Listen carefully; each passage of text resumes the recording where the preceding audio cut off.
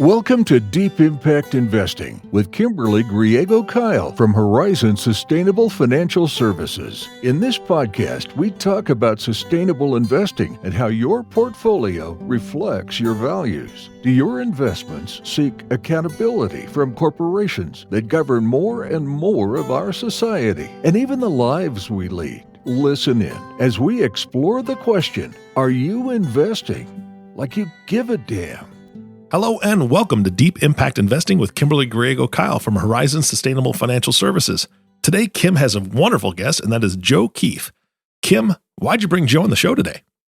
Well, I decided to bring Joe on because Joe, I have to say, one of my heroes in the sustainable investing world because he is a champion of women's equality in this field.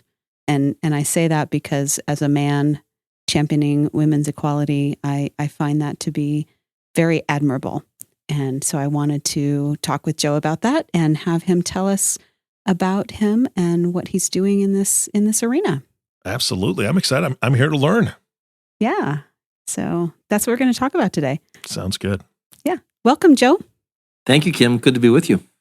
Yeah. So I'm really, really excited to have you on here and tell us about who you are and what you're doing and a little bit of your background. And I just want to tell people, I'm going to tell people a little bit about who you are and what you're doing, and then you can fill in some of the blanks too. But Joe is the president of a mutual fund that we do use, Impax Asset Management LLC. And what I love about Impax is they're actually located in New Hampshire, right? That's correct. Yeah. So tell us why New Hampshire?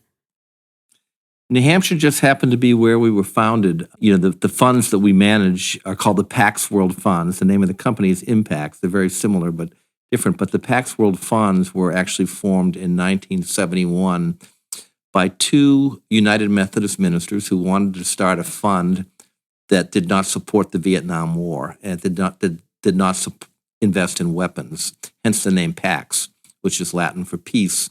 And these two ministers found a gentleman who was a money manager to manage the money, and he happened to be located in Portsmouth, New Hampshire. Neither one of them were. One was from Baltimore, one was from Boston. But we started in Portsmouth way back then, and we're still here today. And I have been president since 2005, so almost 15 years ago, I came on board to run the company. That's great. And so you get to live in the wonderful little town of Portsmouth, New Hampshire, right? It's a great place. It really is. Yeah, I've never been there. I've actually never been to New Hampshire, so I'm going to have to make my way out there sometime. So that would be great.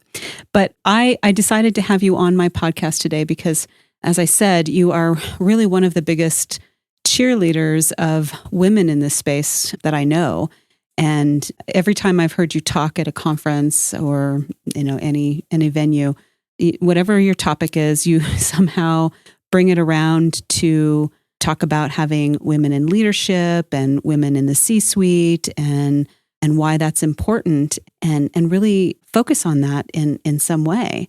And so I find that really admirable and believe that you believe that is incredibly important. I believe it's important as well. And so I really wanted to have you on and talk about that. So thank you so much for being here. Oh, I'm happy to be here. Yeah, thank you. I was reading up a little bit more about you because I didn't know a lot about your background. I found it really interesting that you have a bachelor's degree in philosophy. And I don't know if you know this, you probably do, but Johan, my business partner, has a PhD in philosophy. And I did know that, yes. Yeah. He finds that really useful in this business. And so I'm sure you do as well. And then before you got into sustainable investing, you were a practicing attorney. So I'm wondering, do you find those two things useful in your current job? The philosophy and the attorney? I do.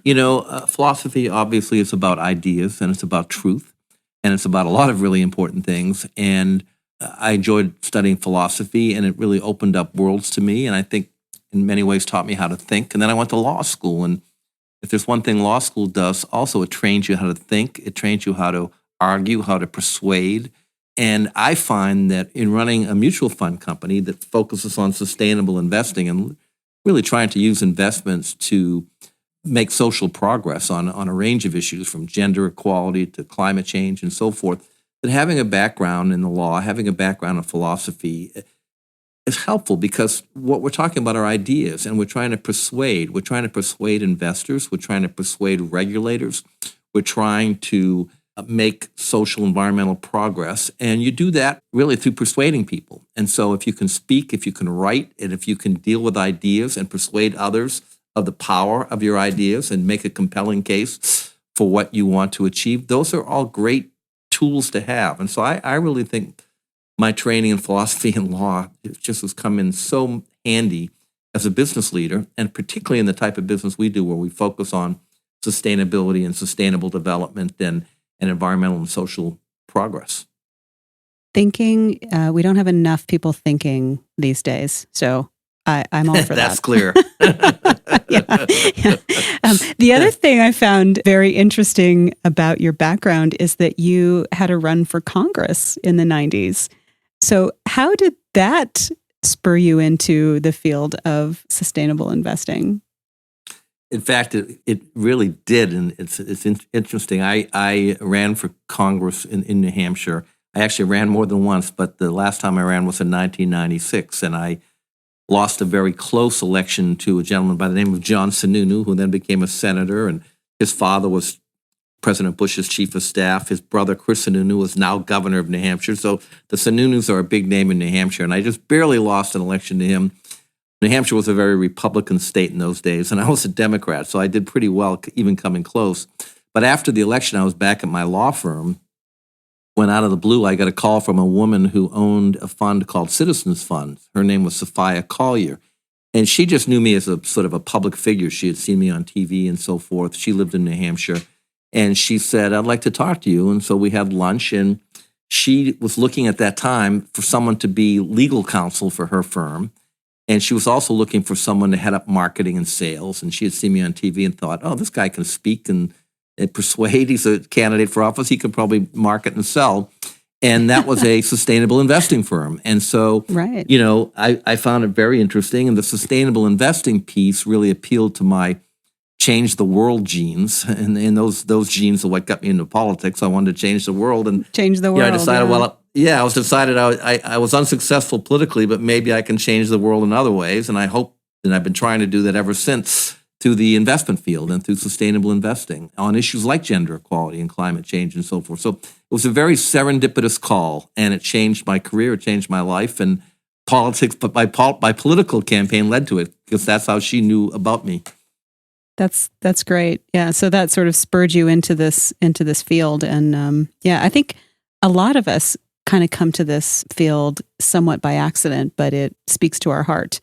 And yes. that seems like that's what happened with you too. So that's what happened to me. I sort of fell into it 20 years ago. So, yep.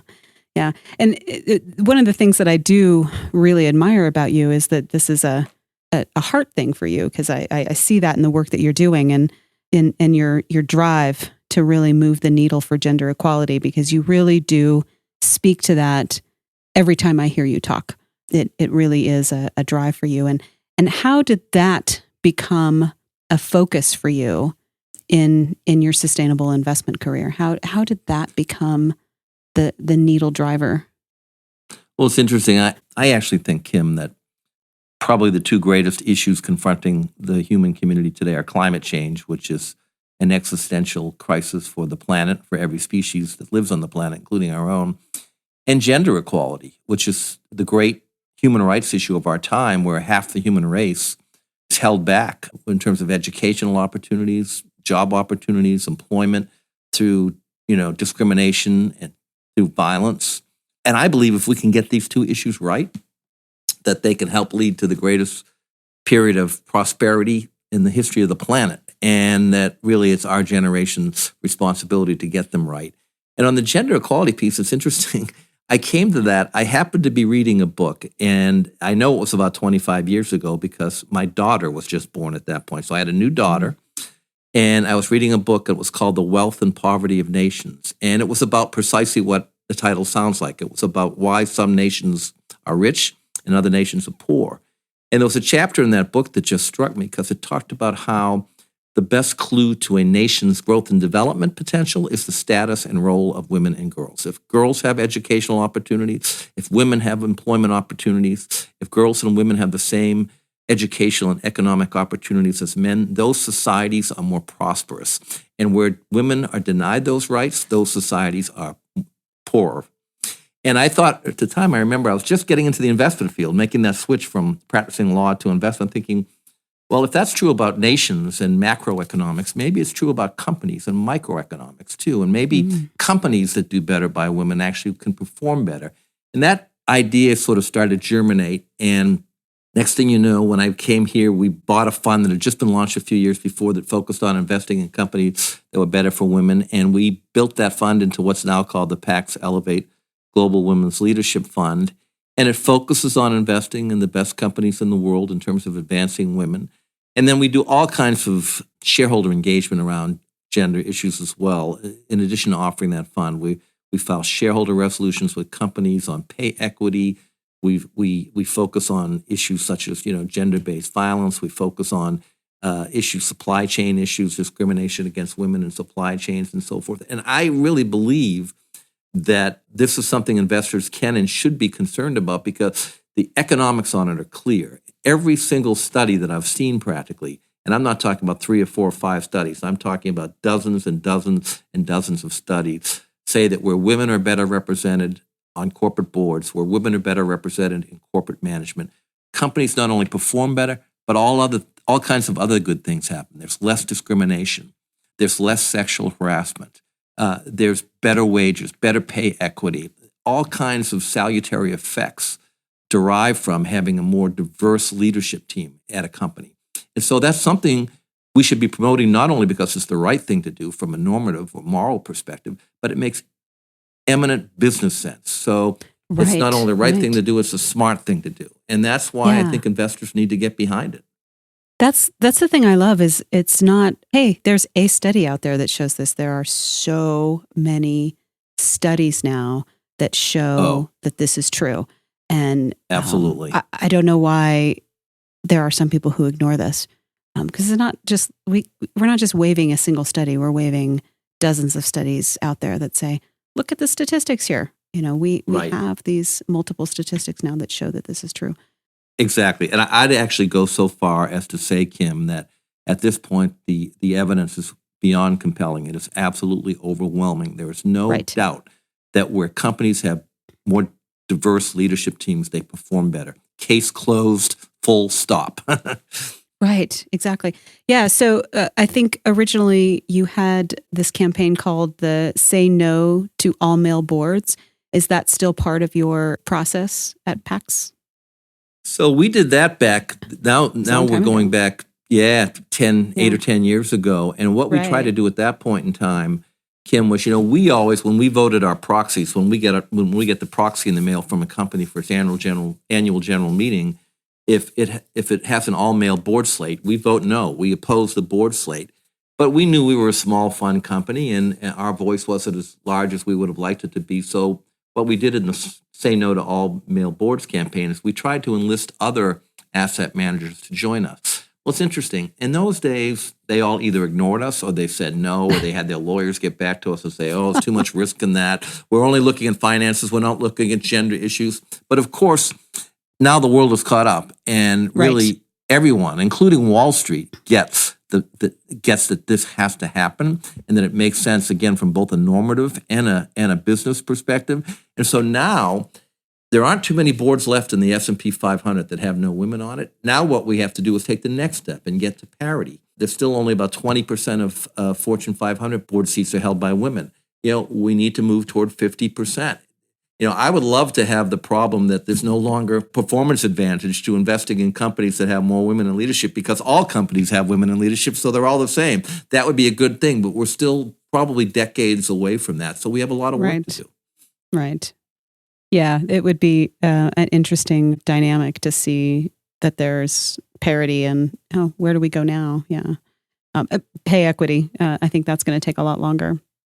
Yeah, I think the statistic is if we keep moving at the pace we're moving now, women will have pay equity, 185 years from now. So, we're moving at a glacial pace.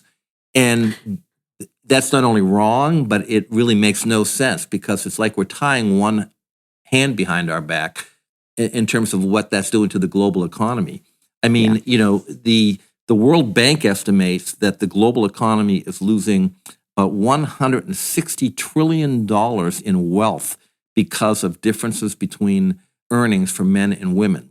Gender pay inequities really cost companies money, they cost societies money, they cost the global economy money. It makes no sense. So promoting gender pay equity is not only an issue of right and wrong, it's an issue that really is fundamental to our economic future. Right. Well, women generally have more say in household spending than men do. So that's right. It's a ridiculous thing to say we're going to pay women less than men because they really do have more control. So it's an interesting issue. And just to say it's at glacial pace is interesting because the glaciers are actually going to probably melt faster than increasing women's pay in what we're doing in our climate change problems anyway. So, right. I don't know if you realize that I've been doing a podcast series on the UN's Sustainable Development Goals over the past several months, and I have many more to do, but I've been going through these and talking about them on my podcast. I was thrilled to find that Impax was the sole funder of a $4 million 3-year bond, which specifically highlights goal number 5 to achieve gender equality. I wish I had known that before I did a podcast on goal number 5. To achieve gender equality and empower women and girls around the world. But I was very, very excited when I read that and preparing for this podcast to talk to you. How did that come about, creating this 3-year bond to support this goal? And why are you the only funder? Well, it's interesting. So we had invested in some World Bank green bond focused on the other issue I mentioned a few moments ago, climate, and that you mentioned with respect to the glaciers, climate change. And we were sitting down with World Bank officials doing sort of a normal due diligence meeting involving those green bonds when they said to us, we know you do a lot of work on gender. Would you be interested in a gender-themed bond? And we said we would. And they said the World Bank wanted to fund more gender-related initiatives and the proceeds would be used to fund those initiatives. So we said, sure. So we sat down with them. We started working with them as well as Morgan Stanley.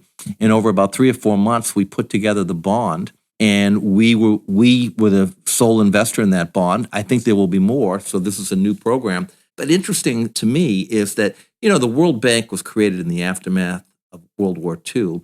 It has really 2 purposes: to eradicate extreme poverty and to create shared prosperity. And right now, 51% of their commitments around the globe were programs and initiatives that they're funding. 51% are gender related. In other words, here you have the organization that was created to alleviate poverty after World War II, and they understand that the way to do that is to invest in women and girls. Yeah. And so this green bond is a great way for the World Bank to communicate and for investors to participate in programs and initiatives that focus on this, that really are focused on this point being that the key to sustainable development, or one of the keys to sustainable development, is full equality for women and girls.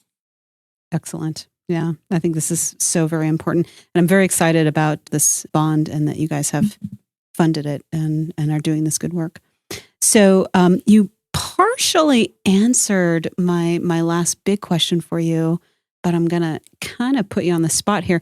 And I know gender equality is really, really important to you. And it's clearly not the only issue you care about, or anyone should just care about. But if you had to pick your top 2 other important sustainable issues that would round out your top 3, and I know it's a difficult question to only pick 3 sustainable issues that you care about, but what would those other 2 be? And you partially answered it earlier. So what are the top 3 things that you think are important in terms of sustainability? Yeah, I think the 2 most important issues are climate and gender equality. So one of those 2 would be climate change, because as I said, it's an existential issue for the planet. Absolutely. And for every species on the planet. But in addition to climate change and gender inequality, I think the most profound challenge of our time, or one of the three most profound challenges globally, is inequality. We are producing more and more wealth. We are unleashing new technologies every day. And the wealth that's being produced as a result of those technologies, the wealth that's being produced globally now in all kinds of society, is distributed more and more inequitably every day. So the gap between rich and poor is widening. The middle class is disappearing. I think the global economy has to attend to this. Yeah. I don't think we can go on for long if this sort of maldistribution of wealth continues at the pace we're going now, where there are very rich and increasing numbers of poor and a vanishing middle class in the middle. So I think sustainable investors need to start focusing more on those issues. And it includes not only things like gender pay equity, but living wage, supply chain issues and so forth.